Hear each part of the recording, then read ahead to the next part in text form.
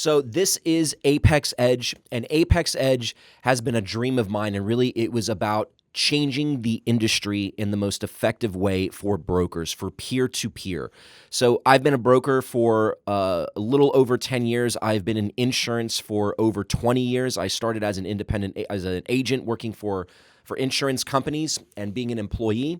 Like many other people are right now in the industry. And then I became a broker. I went it alone. I became an independent broker, and I did that for over 10 years. As many people are also listening to this are going to be brokers as well. And then I became an agency owner. Now I own an agency, and I have agencies and agents underneath me, also brokers and license-only agents.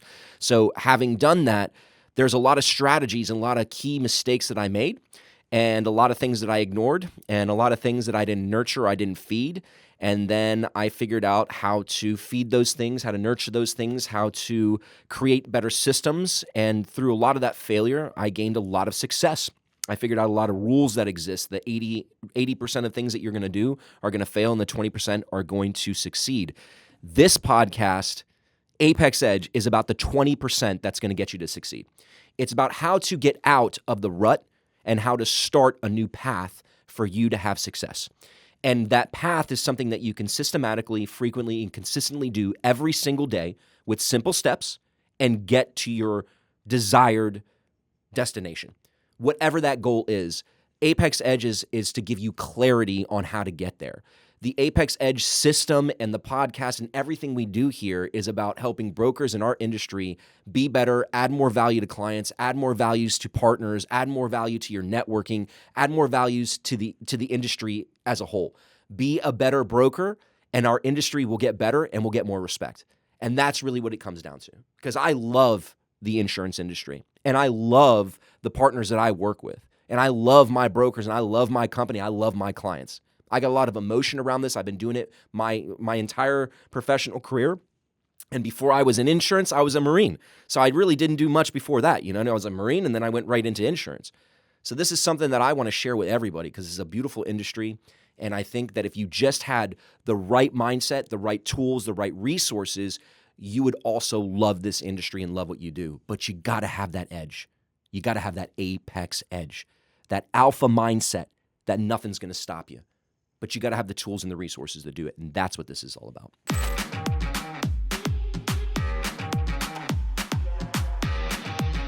The 3 things that you must be accountable for in order to crush it as an insurance agent. Insurance agents, if you are not accountable for these 3 things, your progress and your growth, it's going to flatline, I assure you. So pay attention, because this episode could drastically change your revenue for this upcoming year of 2024. The 3 big topics that you're really going to be able to take away from this, the 3 key concepts, is number 1, how you're contacting your clients, how you stay relevant, how you stay in touch with them, and how you're nurturing them. The next thing is really about your tech. Like, what kind of tech are you using? Your spreadsheets? Are you using manual stuff? Are you using different AI or automations? What are you doing there? And your growth rate. Your growth rate is 100% based upon whether or not you're using free network versus paid networking. How are you networking? How are you growing your worth? How are you growing your value? Because your network is your net worth, right? So how is that growing? Those are the 3 major key topics that you're going to take away from this. And as always, I'm going to give you a little bit of bonus. As long as there's some time, I'm going to give you a bonus right at the end. Okay, so guys, just to put this in kind of a frame for you, imagine spending 3 years building your book of business only to have it completely swept away overnight because you didn't have the right systems in place. Listen, pain is guaranteed, but suffering, that's a choice. So avoid it by doing these 3 key things. The first thing I really want to talk to you about is how you're contacting your current clients. Guys, this is so important, and I can't tell you how important it is that you stay on top of how you're getting in touch with your clients, how you're nurturing your clients, and what kind of systems that you're using and able to help you do this. So something that we do a lot with our clients is we constantly keep in touch with them. It's not a physical thing that I'm doing, right? It's not that I'm sitting here and I'm picking up the phone every single day and I'm physically sending a message to my clients or I'm physically making a phone call. We have thousands of clients. That would take forever. It's not possible. But we're able to be in touch with our clients consistently, frequently, all the time. And how are we able to do that? We're able to do that with systems. We're able to do that with nurture sequences. We're able to do that with workflows. So I have Tayton with me today. Tayton is my COO, runs our operations, and handles a lot of the member experiences. And Tayton, what would you say are some of the important things about nurturing your book of business and why a system is really important for that? Yeah, I mean, it is one of the biggest things you should be looking at, because if you're doing all of this work and, building up this book of business, have 300, 400, 500 clients, and you're spending all of that time getting those clients, but you're losing them because you're not contacting them constantly, you're not reaching out to them, they're not even on your radar, you're just writing the policy, selling the policy, and then completely disappearing. You're going to keep doing the same thing over and over again. Just keep grinding the gears, sell, and you're not going to have a book of business to relax and kind of live off of. So nurturing is very important. Philippe's been in the business for a very long time, and we've taken what he has done for the last decade. Would you say, Philippe? For about last decade. Like about last decade. We have completely automated that, and it is very important. You need those systems in place so you can keep selling and focusing on what's important, and then just have your retention automated. We're in that place now. Exactly, because you can serve a lot of value to your clients on an automation, because as long as you figure out like how that value is going to be, what value you're going to create, right? And that value could be anything. Like you want your client base to eat healthier. There's a value, right? So how are you going to do that? Are you going to call every one of your clients and say, "Hey, listen, I got a recipe for you. Hey, I'm going to come to your house and cook you a meal"? Like, no, you could do that. I mean, that'd be an immense value if you can figure out how to do that on a 24-hour basis. I mean, please, if you do, let us know. I will do an entire episode on that. But until someone figures that out, you need to automate these things. Text messaging, emailing, even phone calls, right? Because you can do ringless voicemails. You can do voicemails to people's phones, and the phone never even rings, and they just get a voicemail, and it's your voice pre-recorded that you can send out to thousands of people. The best thing that we've done was even just you taking a video, talking to your clients, and then sending that out. Like, we send that out to our clients, and they respond. They're like, "Oh my God, thank you so much for sending this video out. This was amazing." And once you start automating it, you'll be able to see certain clients responding, and those are your fan base right there, because they're not only getting your things, they're interacting with you, and you're going to be able to keep that client for a lifetime. Exactly. And I like what you said right there, fan base, because there's a big difference between, and we're going to we do a whole different episode on this in its own right, but there's a big difference between having a member or a client and then having a fan.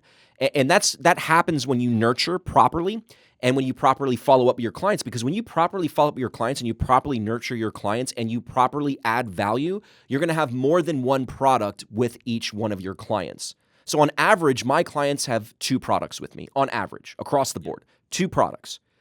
So they're stickier. They're not just clients, they're fans, they're members, they're a part of something. They're a part of the impact, they're a part of what I'm trying to do. As much of what I'm trying to do for my family as what I'm trying to do for my clients, it's all together in the same essence, right? And I'm able to do that because of the systems that we use.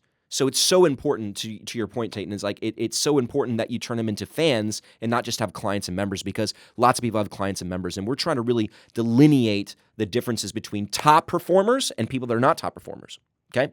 Yeah. So I've automated all of the holiday messages and things like that this year. So that's been going out for a year and a half now? Yeah. Because I've only been in the business for 5, but I've completely automated that. And this year, for this Christmas, my client, I started noticing my clients are beating me to the punch of my automation going out. Yeah. Tons of them were like, Merry Christmas, Happy New Year. That's it. Beating me to it. Because what you're doing is you're creating a culture within your own system. And they're looking for that email, that text message. That's all. And they're like, "Oh, I didn't get it yet. Let me text them." And that's what I'm saying. When you think that your clients don't want to hear from you, they're thinking of me now. Exactly. And yeah, if you think that your clients don't want to hear from you, and you sending a text message or an email is bothering them or annoying them, get out of this business. Because that's what it takes to grow it. It does. You have to nurture your clients, which means you have to be in front of them. You want to create that that feeling and that vibe of, hey, I'm going to get in touch with him before he gets in touch with me. That's a cool competition to have. That doesn't happen often, so that's really good, man. I love that you're hitting that success right now. So, guys, really, that's the key thing. I would tell you one of the key things, and if you want to know more, you can know more about these things. We have a lot of trainings and a lot of different things that we offer in regards to niching this down. But that is one really big takeaway, is that you've got to be nurturing your existing business. It is so absolutely imperative that you're doing that above everything else, because a nurtured relationship is going to give you more in the long run than if you just focused on new sales. It's the truth. Yeah, and you're digging yourself in a rut if you're only focused on new sales, because it's a dangerous road to be on. Dangerous, it's a wheel that you have to keep pushing. Plus, referrals are so nice when you get one, right? I mean, you get a referral. It's not a lay down. They never are, really. Everybody thinks they are, but they never are. You got to work for referrals, and even when you get them, you still got to work more. But I'd much rather grow a business on referrals, and that's how I'm growing my business now, because being out in the sales, it can be time consuming. So when you can tap into your own existing business and have that grow inadvertently, that's an amazing thing. So the next thing I really want to talk about is growth rate. And growth rate really happens from how you network. How are you networking? A lot of people would say your network is your net worth, or your net worth is your network. Is that something that you would agree with, Tayton? What do you think about that? Oh, yeah, 100%. Right? And they're saying you're like the middle average. Average of your 5 friends that you spend the most time with. Yeah, it's something like you are the average of the 5 people that you spend time with, right? So that's kind of like where you can find your value. If you're too big in one room, find a different room. Find a different room. Yeah. That's it. So it's always being king of the anthill, right? But the anthill is in a huge field in the middle of Texas. So like, what are you really king of, right? Yeah. So that's a really good point. So there's always different ways of networking. There's free networking and there's paid network. Most people always want to hear about the free networking. And the free networking is the easiest kind of networking. It is. Because in our industry, and that's who we're talking to, in our industry, there's tons of free networking opportunities. The problem is a lot of agents or brokers that are a higher level or higher caliber, they don't go to these free networking events because they're typically for entry-level brokers. We're going to doctor rollouts, we're going to insurance rollouts, we're going to grand openings or whatnot, pancake breakfast, whatever, right? Different trainings, different get-togethers. And you do have what some people would consider, now I don't consider it, but some people would say are entry-level people. Like, I'm not going to spend my time. I go to all these events. I do. I like going to broker engagement events. Yeah, it's good because you have to go too. I get to meet who's in the business. You got to get on people's radars. That's it, man. And I get to see who's struggling. Let me tell you something that I love. I love giving somebody advice that's struggling. And then for them to turn around and say, hey, man, I took your advice and it did work. And I'm like, great, man. I love it. Yeah. There's so much fulfillment and joy having somebody try something new and then having success from it, But it doesn't happen unless you network, unless you get out of your own way. You don't know everything. Trust me. There's somebody else in another room somewhere that knows more than you. And when it comes to free networking, you have to do it a lot. Remember, it's free, so it doesn't cost you anything. What it will cost you is time. But with free networking, you should be doing this daily. Daily, especially if you're not doing paid networking, okay? You have to do one or the other. You have to network. I'm gonna tell you this is a testament. This is a commandment. You have to network. If you're not going to network, you should not be in this business. When you network, it is growing your peer strength, and it's also growing your referral strength and your resource strength. So it's not just about networking with people that can give you business. It's networking with people that can teach you from their failures. They can teach you from their wins. Someone that you can learn from. And believe you me, my friends, we can learn from everybody. Somebody's loss is your education. Because success leaves clues. And with networking, you find out who you want to get next to. Yeah. Even those free events, like those broker rollouts, like we know people that don't want to go to those. There are some big fish in this business that don't go to those, but I would say it's like a requirement. If you want to meet, the insurance company contacts, broker managers, stay on their radar, you have to go to those things and talk to them. That's it, man. How are you going to get marketing dollars otherwise? We'll talk about that. Yeah, and we'll talk about that somewhere else. But marketing dollars are important. And if you're not networking, again, guys, these are the 3 key things to start off with. Yep. And That then one one of them is person networking. sees you at every single networking event that they have thrown. They're going to be like, I'm going to reach out to that guy because he is Hey, shows up. constantly showing up. Yeah, if you constantly show up, you'll have a reputation as someone that constantly shows up. And that's the way all it free. works. Yeah. You ever heard of that? 90% of the battle is just showing up, right? So, I mean, if you just showed up to these free events, you'd be fine. And then you got your paid networking events. And I could literally do a whole episode on paid networking events because I pay lots of money to network. I pay thousands and thousands of dollars to network. I do every month. I'm in different groups. I'm in a BNI chapter. I'm in multiple masterminds. I'm in multiple groups. I belong to multiple local community groups and charitable groups. And I like belonging to groups because I get to meet people that are like-minded, or I get to meet people that are mission-centric, right? They have a mission or a vision or an impact that they're living up to, and they're doing everything they can to align with that. Everything that they do, every fiber in their body is towards a mission. I love meeting people like that, goal-orientated, regardless, even if it's not even in my industry. Guys, there's power in meeting someone that's not in your industry but is unbelievably focused because you can learn from that. If you think the reason that you're not successful in this business is because you're missing some kind of product, you're wrong. It's mindset. It's your growth strategy. It's how you show yourself to your clients. What kind of value or kind of nurture, what kind of culture are you building for your business, your clientele, and how are you depicting yourself to your peers, and how you network with other people makes so much of a difference on how you have control over your growth path. Your growth path. So you have control over that. You got to network to do it. Tate, you go to a lot of these networking events with me. We're going to Miami. We're going to North Carolina. I'm going to Texas. Right or wrong, I'm flying all over the country doing networking events. Not because I have to, because I want to. And I get to. And the people we meet have like some of the most just amazing because people. they're in a different industry doesn't Changed mean my that they life. can help you in your industry. Take something what they're doing in their industry and take it to the insurance space. 100%, man. The only way you're gonna learn those things is if you network and get in bigger and bigger rooms. Absolutely. And we're going to have some amazing guests coming on some of these episodes where you're going to meet some of these people that I've met over the last couple of years networking and how they have absolutely changed the way that I do business, and they've changed my income. So it's really, really amazing. Now, the last topic that I want to cover with you guys, and this is an important one as well, is where are you getting your business from and how frequently are you visiting where you're getting that business from? So again, I want to know, where are you getting your business from and how frequently are you visiting those areas where you're getting your business from? So what does that exactly mean? So Tayton, what I'm talking about is, how do you earn your business? And if you're earning your business from a source of being physically in a location, like what is that? Grassroots, right? So are you flipping pancakes? Because I mean, listen, I don't do a lot of pancake flipping. But I mean, you at this point, you could have earned a golden spatula at this time. I mean, how many pancakes have you made over the last 3 years? Spatula. Yeah, I mean, over the last 3 years, how many pancakes have you made? Like 1 million pancakes?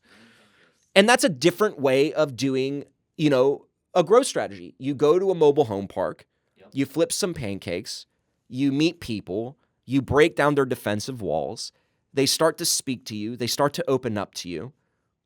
And then what do? Do you take off or do you keep going? Keep going. I mean, that's the biggest. Imagine if that. You're thinking grassroots, that's in this business, especially here in the state of Florida, you're getting into mobile home parks, 65 and older places, making pancakes, meeting up with doctors' offices. They have representatives. So you're really creating that schedule, keep it consistent.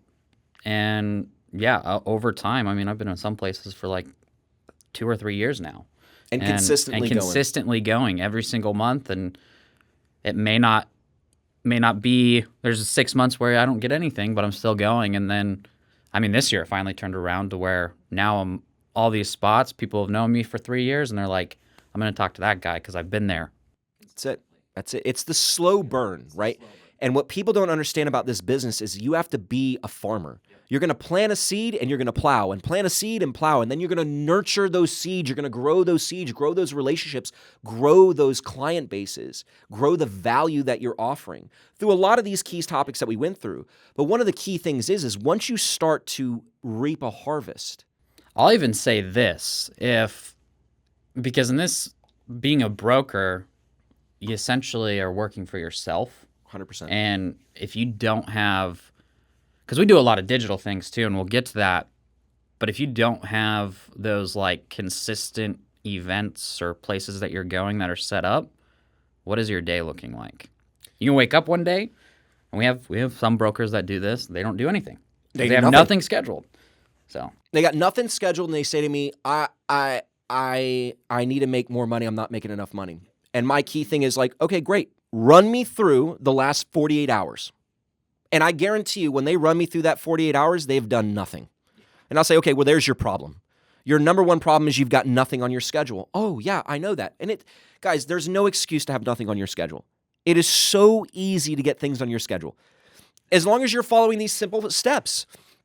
If you're following the simple steps and you have a place where you're getting clients from, if you have 4 clients that all live in the same complex, you got to figure out how you're going to get in that complex and start doing events. And even if it's only to those 4 clients that you currently have, if you're constantly doing events every single month for the 4 clients that you have and you're spending $20 a month, it's nothing. But people will consistently see you in that common area with your clients, taking care of them. It will grow a reputation.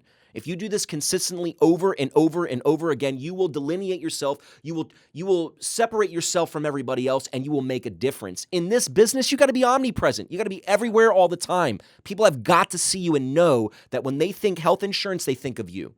I get calls from people I don't even remember. They're like, "Hey, remember that?" I have no idea, man. I talk to hundreds of people a week, and I don't remember every single person that I meet, even with phenomenal systems. Because what will happen is someone will, until I can figure out, by the way, we've got to figure this out, how someone can call me on my phone and that phone call will automatically translate to my CRM and then just log everything in automatically, right? But I can't do that unless they're calling through the CRM, and I unfortunately don't sit in front of a computer all day. Some of my brokers can do that, sit in front of a computer all day, work through a CRM, work through a system, have clients call them, record everything, and have it automatically go in there. That is a huge help. I wish I had that 10 years ago. I wish. Now I'm using systems like that because they didn't exist 10 years ago.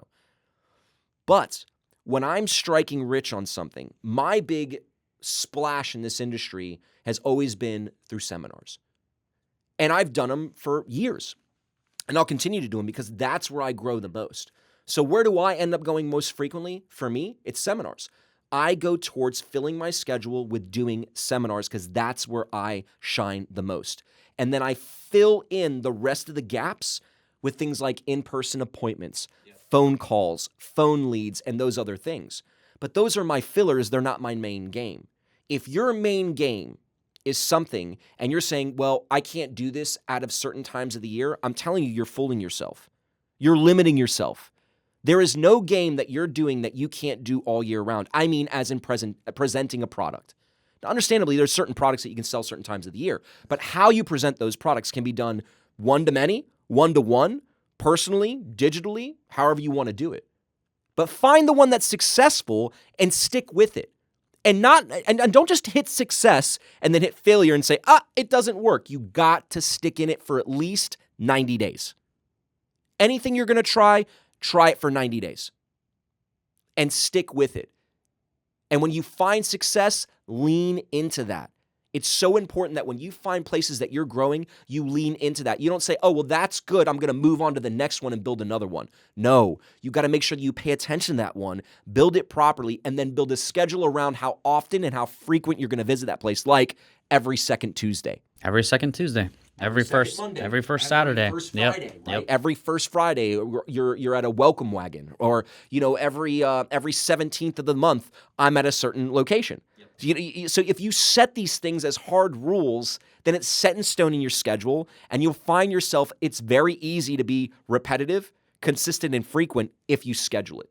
It's about that action, making that actual scheduling. So guys, just to simply recap and look over the things that we talked about, 3 big things that you want to take away from this is, number 1, how are you contacting your current client basis? How often are you contacting your current client basis? What is your networking looking like? How much free networking are you taking advantage of? And how much of a budget are you setting aside for paid networking? And the third and the last, but definitely not the least, is where are you spending your time? Where are you spending your time? Are you spending your time in places where you know that you're earning business? Or are you spending your time in places where you're just wasting time? Or are you sitting on the couch? Or are you just sitting on the couch not doing shit? Because there's plenty of people that do that, and I promise you, If you're having a bad day and you go home and you sit on the couch, you have zero chance of making that day better. Zero chance. Guys, that has been a wrap on our amazing show. Thank you so much for listening to the Apex Edge podcast. And as a special gift for you, because of course I want to give you an amazing gift, we're going to give you 30 days, that's right, 30 days free of our CRM Apex Edge. I'm going to take you from nuts to bolts on that and teach you everything that you need to know to have a positive system that's going to nurture your business and get you more clients. You're going to get 30 days of that absolutely free. Make sure you click the link below.